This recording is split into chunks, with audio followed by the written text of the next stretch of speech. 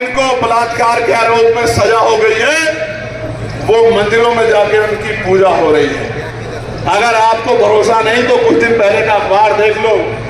एक जिनको जो संत कहते थे उनको बलात्कार के आरोप में सजा हुई और वो अयोध्या में जाके उनका जो है उनकी पूजा हो रही है। मुझे देख के बड़ी घृणा आती है कि बेटियों की रक्षा करने वाले की पकड़ने की बात करने वाली सरकार बेटियों के बलात्कारियों को सम्मान देने का काम करेगी। ये बहुत बड़ी मुसीबत है।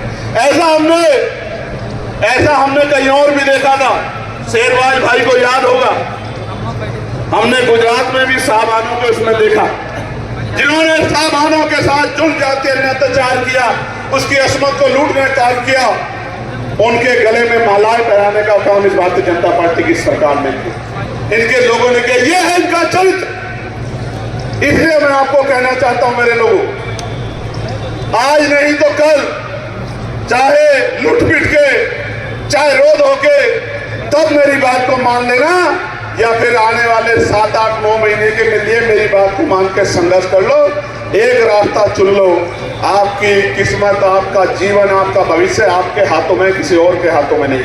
राजकाज बना लोगे तो राजकाज बनते ही जितना बैकलॉग बकाया है, सारे बैकलॉग को पहली कैबिनेट में पूरा करने के लिए जो है प्रस्ताव लाके पक्की नौकरियां नौजवानों को देने का काम करेंगे। मेरी बात का चाहे वो 69,000 शिक्षक भर्ती के बच्चे हों या किसी और भर्ती के, जिनके साथ अन्याय हो उनके साथ ऐतिहासिक न्याय करने का काम करेंगे। तहसील स्तर पर IAS, PCS और तमाम प्रतियोगी परीक्षाओं के लिए सेंटर स्थापित करेंगे निःशुल्क, जहां गरीबों के बच्चों को अच्छी कोचिंग मिल जाए। प्यारे साथियों, नगर पालिका स्तर पे हाईटेक लाइब्रेरी बनाकर स्थानीय बच्चों को बहुत कम पैसे में परीक्षा की तैयारी करने का अवसर देंगे। आशा बहनें, आंगनबाड़ी बहनें, भोजन माताएं, सहायिकाएं, तमाम बहनों को राज्य कर्मचारी का दर्जा दिलाने का काम करेंगे। और जब तक राज्य कर्मचारी का दर्जा नहीं मिलता, 25,000 रुपए का वेतन उनको दिलाने का काम करेंगे। मेरी बात का प्यार है। प्यारे साथियों, संविदा व्यवस्था समाप्त करेंगे और कर्मचारियों को नियमित करेंगे और जितने भी डिपार्टमेंट में संविदा पे और आउटसोर्सिंग पे लोग लगे उनको पक्के करने का काम करेंगे और कम से कम 25,000 रुपए का वेतन देने का काम करेंगे। प्यारे साथियों, वित्तविहीन माध्यमिक विद्यालयों में शिक्षकों को सम्मानजनक मानदेय और सेवा सुरक्षा दिलाने का काम करेंगे। सहायता प्राप्त विद्यालयों में शिक्षकों और कर्मचारियों की सेवा सुरक्षा पुनः बहाल की जाएगी। खेलकूद से जुड़ी योजनाओं में को नगर पंचायत में ब्लॉक स्तर पर लागू करेंगे। मैनुअल सफाई समाप्त कर नगर पंचायत और ब्लॉक स्तर पे और ग्रामीण स्तर पे मशीन आधारित व्यवस्था लागू करेंगे। साथ ही सुरक्षा उपकरण, नियमित वेतन, दुर्घटना बीमा और कैशलेस इलाज की सुविधा भी देंगे। संविदा लाइनमैन, कई मैंने मामले देख लिए कि लगातार लाइनमैनों की जान जा रही है। उन लाइनमैनों को पक्की नौकरी दी जाएगी और दुर्घटना होने पे बीमा व कैशलेस इलाज की सुविधा दी जाएगी। रेहड़ी और पटरी वालों को, छोटे व्यापारियों को वेंडिंग जोन बनाकर सुरक्षित बाजार उपलब्ध कराए जाएंगे। वन टाइम टैक्स प्रणाली में संशोधन कर पुराने वाहनों को राहत दी जाएगी। नर्सरी व्यवसाय को आसान ऋण और मुफ्त बिजली और सरकारी योजनाओं का लाभ दिलाया जाएगा। स्मार्ट मीटर की समस्या का समाधान किया जाएगा और कम से कम 300 यूनिट बिजली फ्री दी जाएगी। कितनी यूनिट? जोर से बताओ। पहले आता था 300-400 का बिल, अब कितना आता है? कितना आता है? अब आता है 3-4-5 हजार रुपए का।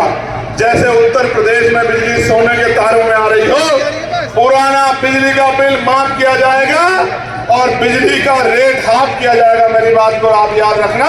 और 300 यूनिट बिजली फ्री दी जाएगी। प्यारे साथियों, एक बार फिर बोल रहा हूं, इस बार संघर्ष कर लो।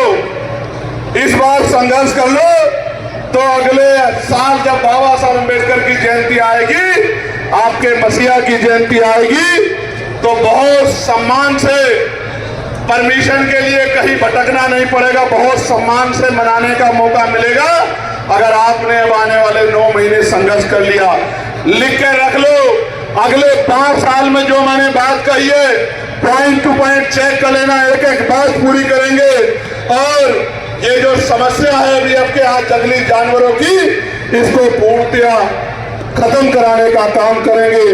प्यारे साथियों, मैं बहुत जिम्मेदारी से आपसे कह रहा हूं, ओबीसी को उप कोटे के बिना महिला आरक्षण लागू करना कोई ऐतिहासिक प्रगति नहीं है, बिल्कुल सामाजिक न्याय के उठाना पे एक गंभीर अन्याय है। प्यारे साथियों, हालात कैसी है?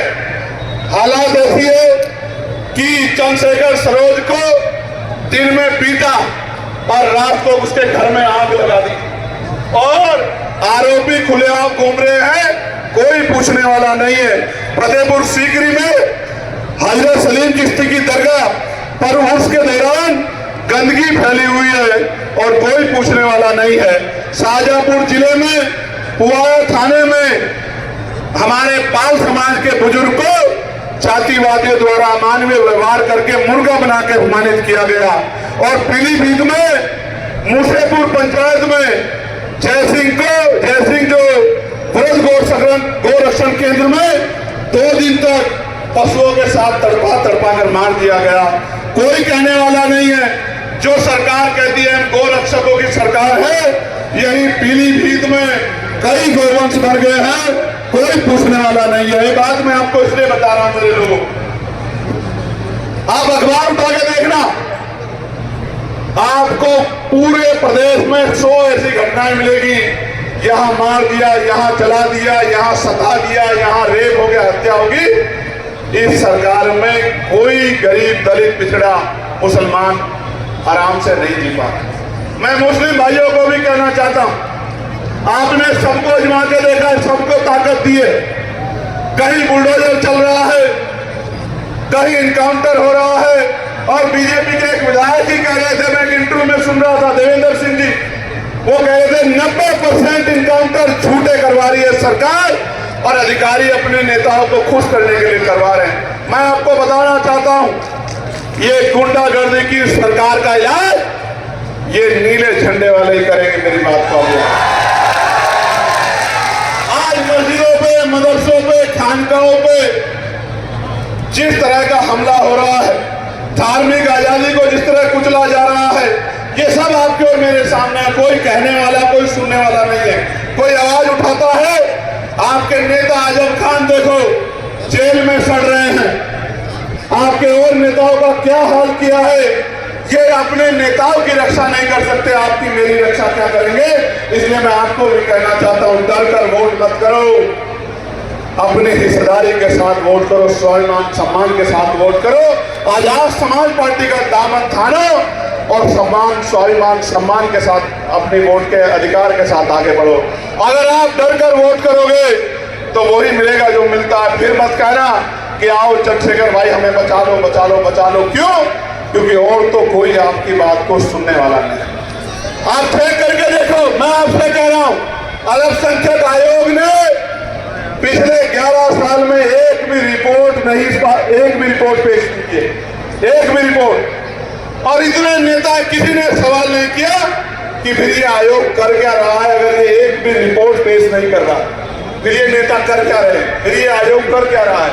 इसलिए मैं आपको कहना चाहता हूं, हमने तो पॉलिसी बनाई है, ऐसी शिक्षा व्यवस्था लागू करेंगे कि जहां अमीरों के बच्चे पढ़ते हैं, उन स्कूलों को भी छोड़ के अमीर भी अपने बच्चों को उन्हीं सरकारी स्कूलों में पढ़ाएंगे जिन स्कूलों में गरीब के बच्चे पढ़ेंगे। मेरी बात को आप याद रखें।